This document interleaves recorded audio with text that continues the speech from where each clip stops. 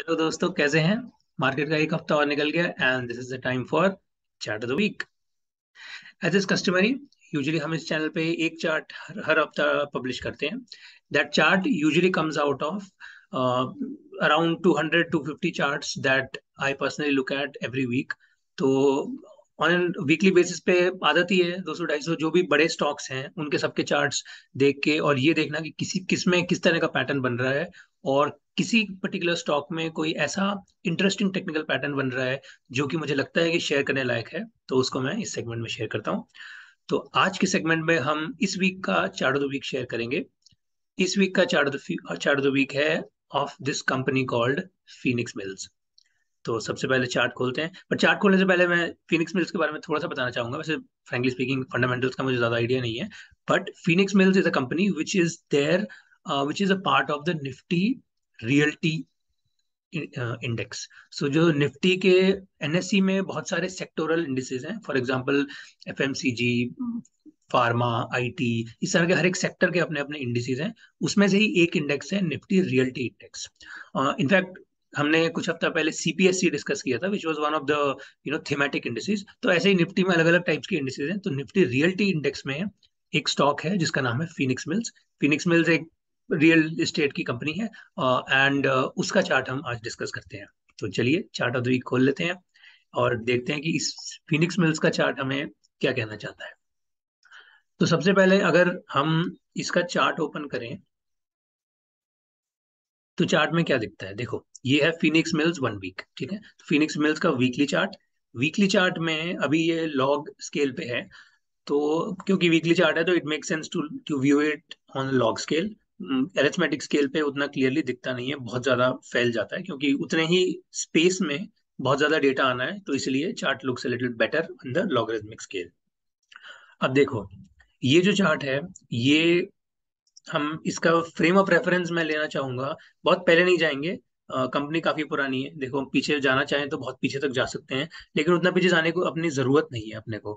हम यहाँ से स्टार्ट कर सकते हैं। अगर आप नीचे टाइम देखें, सो इट इज दिसंबर 2017। ठीक है, लगभग एंड ऑफ 2017, जनवरी 2018। तो यहाँ के बाद ये जो इस जोन में प्राइस बहुत बार टक्कर मारा, ठीक है, देन द प्राइस फॉल्स, फिर उसके बाद राइज करता है, तो वापस इसी जोन में ये।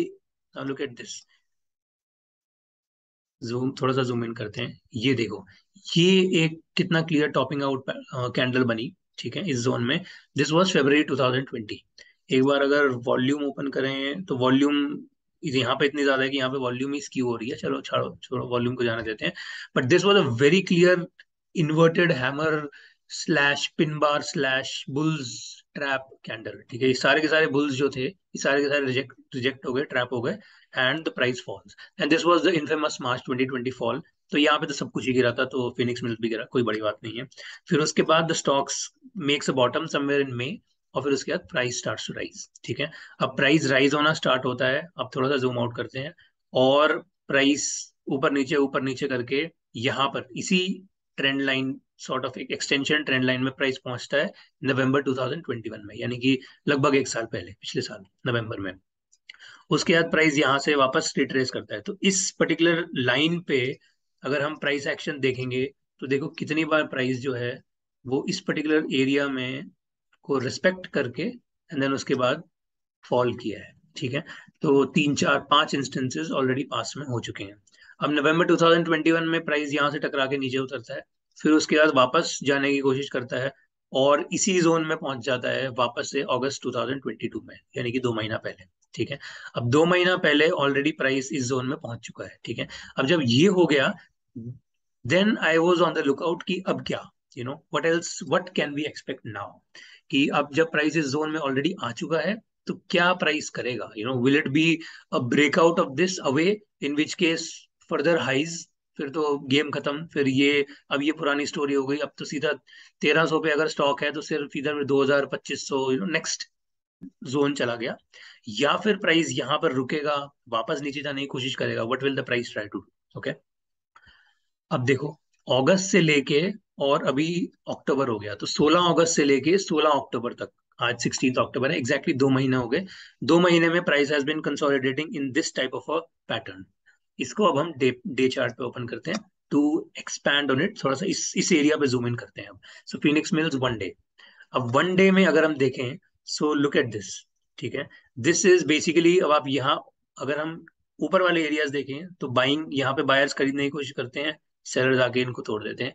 फिर से बायर्स खरीदते हैं, सेलर आके तोड़ देते हैं. बायर्स खरीदते हैं, सेलर तोड़ देते हैं. बायर्स खरीदते हैं, सेलर तोड़ देते हैं. बायर्स खरीदते हैं 2 दिन, सेलर तोड़ देते हैं. So basically, there are so many instances where the bulls are getting rejected. Bulls are not strong. Strong hands नहीं है, weak hands buy करने की कोशिश कर रहे हैं, which is why the price is not able to break out and continue in the direction of the breakout. ठीक है, तो प्राइस बार बार टकराता है, नीचे गिरता है. दूसरी तरफ प्राइस जब नीचे जाता है तो बाइंग भी हो जाती है. ठीक है, यहाँ पर गया तो बाइंग हो गई, यहाँ पर गया तो सेलिंग हो गई. So what we are seeing is a kind of a broadening formation. ठीक है, ऊपर भी रिजेक्शन हो रहा है और एक नीचे भी सॉर्ट ऑफ एक रिजेक्शन हो रहा है. ठीक है, अब ये जो ब्रॉडनिंग फॉर्मेशन है, the theory of technical analysis says that this broadening formation is usually a bearish signal. कि जब प्राइस इस ब्रॉडनिंग फॉर्मेशन में बुल्स अगर स्ट्रांग नहीं है तो प्राइस को का जो डायरेक्शन है वो जनरली नीचे की साइड होती है. So if we take use of our moving averages, तो हमारे जो रेड लाइन है which is the 50 moving average, वो प्राइस लगभग उस पे ही आके अभी तक रुका हुआ है. ठीक है, अगर यहाँ से प्राइस टूटता है तो price can go back to this particular line. यहाँ से टूटता है तो this green line. Okay, so point is कि ये जो ब्रॉडनिंग फॉर्मेशन अब फिनिक्स मिल्स में बन रही है स्पेशली, सो अभी हम इसको एक कंक्लूजन पे लेके चलें, तो कंक्लूजन ये हो गया कि ये जो ब्रॉडनिंग फॉर्मेशन है, this is a signal of weak bulls. Weak bulls. Okay, bulls are not strong here. अगर बुल्स स्ट्रांग होते तो प्राइस बहुत ऊपर चला जाता. That is one. सेकेंड, अब बुल्स कहाँ स्ट्रांग नहीं है, किस जोन में? ब्रॉडर कॉन्टेक्स्ट में वापस वीकली चार्ट पे चलें तो बुल्स स्ट्रांग नहीं है इस रेजिस्टेंस पे. कहीं ना कहीं प्राइस अभी भी इस पर्टिकुलर रेजिस्टेंस के आसपास ही चल रहा है. ये जो हमारी लाइन इतने पिछले 3 साल से जिस लाइन पे हम घूम रहे हैं, लगभग 4 साल हो गए हैं, उसी लाइन के आस के एरिया में ही अभी बुल्स का वीकनेस दिख रही है. Okay, which is not a bullish sign at all. अभी इस समय जो प्राइस एक्शन चल रहा है, इस प्राइस एक्शन को देख के this is not at all a bullish sign for this stock. ये हो सकता है, this is very very possible that this may be an intermediate top. यहां से अगर रिजेक्शन, क्योंकि हमें अगर अगर किसी भी तरह का रिजेक्शन दिखा तो फिर this stock can again fall down. ठीक है, फिर उसके बाद हो सकता है ये यहीं रास्ते में कहीं इस जगह पे जाके रुके, फिर उसके बाद वापस से अपना रास्ता तय करे. But if from investment perspective, अगर if you have already bought this stock कहीं भी नीचे, तो it makes sense to at least book part profits, if not full profits. If you have not bought it, तो यहाँ पे मत खरीदना. This is not the right place to buy. Having said all this, again, as the usual disclaimers apply, this is not an investment advice nor a trading advice. Do your own due diligence before making any buying or selling decisions regarding this particular thesis or any stock mentioned in this segment. So to just to okay, so